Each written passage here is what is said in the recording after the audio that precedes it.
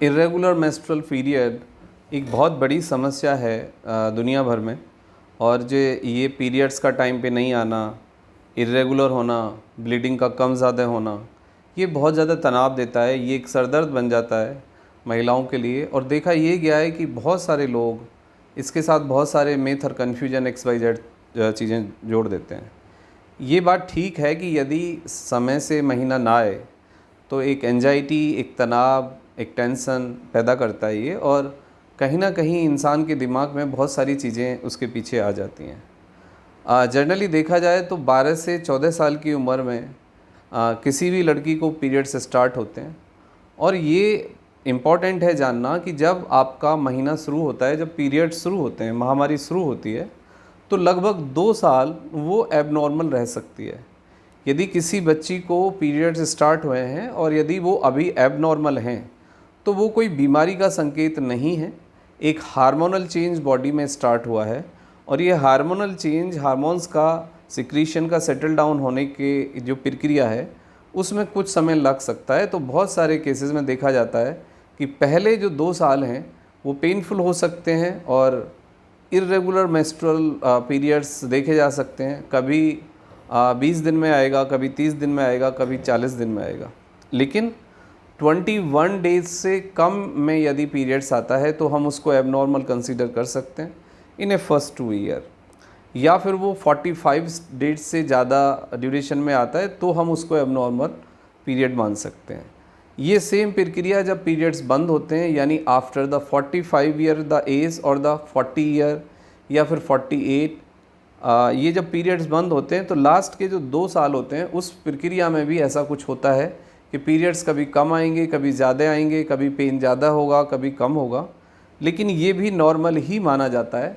But इस pen को regulate करने के लिए कुछ द आयुर्वेदिक मेडिसिन ली जा सकती है और लाइफ स्टाइल को मॉडिफाई किया जा सकता है। तो उससे आपका जो अनियमित ब्लड आता है आपको, और जो पीरियड्स आपके इर्रेगुलर होते हैं, और जो आपका पेन है उसको काफ़ी हद तक डील किया जा सकता है। लेकिन आप पहली बात यह है कि इसको बहुत बड़ी समस्या ना माने, ये बहुत स्वाभाविक है। यानी फर्स्ट 2 ईयर और लास्ट 2 ईयर उसमें जो आपका मेंस्ट्रुअल साइकिल का पैटर्न है वो थोड़ा अलग होता है। आपको दर्द हो सकता है, आपका इर्रेगुलर हो सकता है, यानी कभी थोड़ा जल्दी आ जाएगी, कभी थोड़ा बाद में आएगी। लेकिन स्टैंडर्ड यदि हम देखें तो यदि किसी इंसान को 21 डेज से 45 डेज़ के बीच में यदि मेंस्ट्रुअल साइकिल आती है, महीना आता है, तो उसको नॉर्मल ही माना जाता है। उससे फिर बहुत ज़्यादा आपको परेशान होने की आवश्यकता नहीं है। यदि आपको ब्लीडिंग 2 से 5 दिन होती है तो ये ब्लीडिंग का जो ड्यूरेशन है इसको भी नॉर्मल मानते हैं। यदि आपको ब्लीडिंग लेस देन 2 डेज़ होती है या फिर मोर देन 5 डेज़ होती है तो ये एबनॉर्मल है।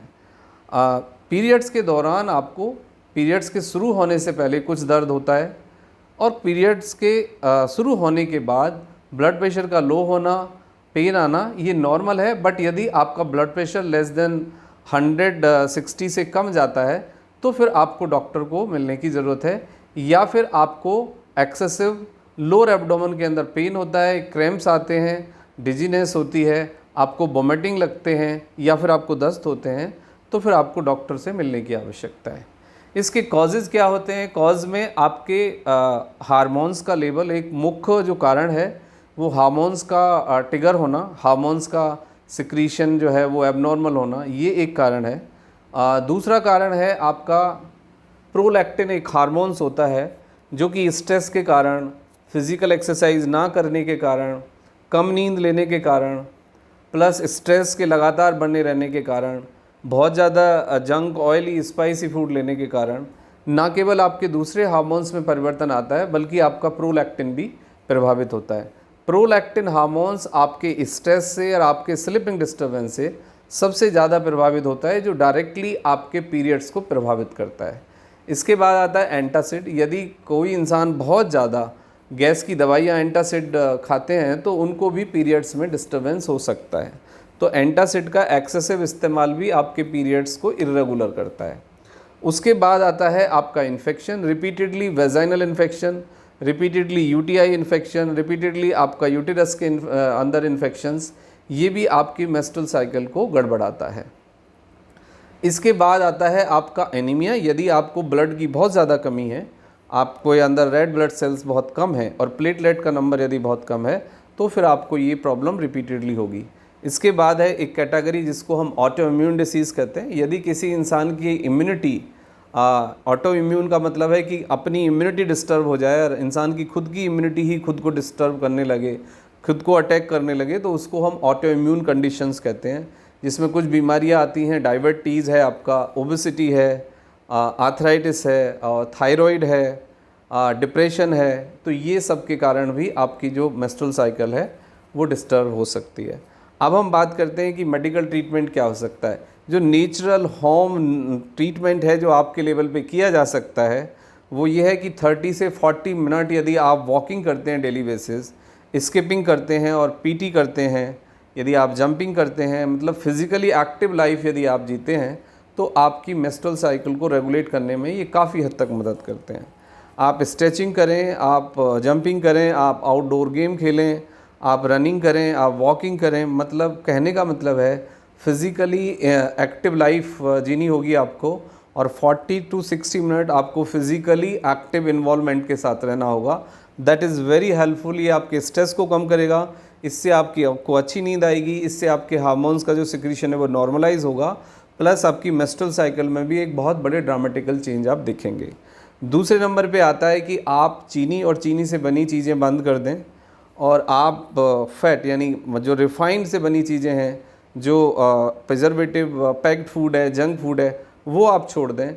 लिक्विड इनटेक बढ़ाएं, सब्जियां खाएं, फ्रूट्स खाएं, प्लस जंक से आप जितना दूर जा सकें उतना दूर जाएं। यदि आप ओबीज़ हैं तो 3 to 5% अपना वेट घटा लें, तो फिर आपको पीसीओडी और पीसीओएस को भी डील किया जा सकता है।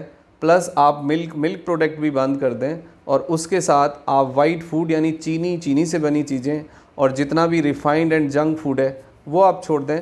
फिज़िकली एक्टिव लाइफ जिएं, तो लगभग 3 महीने के अंदर आप एक ड्रामेटिकल चेंज देखेंगे। अपने स्ट्रेस को मैनेज करें, 7 आवर्स स्लीप लें, और अननेसेसरी मेंस्ट्रुअल साइकिल के बारे में XYZ मिथ में ना पड़ें, परेशान ना हो। ये वीडियो आपको कम्प्लीटली हेल्प करेगा, कम्प्लीटली ट्रीट कर देगा। लेकिन फिर भी आपको कोई प्रॉब्लम बनी रहती है तो आप अपने लेवल पे एक Ayurvedic syrup M2 fort 5 ml 2 times a day 3 to 6 month आप ले सकते हैं। Plus healthy life style opt करें, तो ये आपकी जो पीरियड्स की प्रॉब्लम है कम्प्लीटली ठीक हो जाएगी। लेकिन फिर भी कोई सिम्टम्स बना रहता है, कोई प्रॉब्लम आपको रहती है, तो आप हमें व्हाट्सएप कर सकते हैं, मैसेज कर सकते हैं, अपॉइंटमेंट ले सकते हैं, मिल सकते हैं, पर्सनली आके मिल सकते हैं, और ऑनलाइन कंसल्टेशन भी ले सकते हैं। Thank you very much and take care yourself.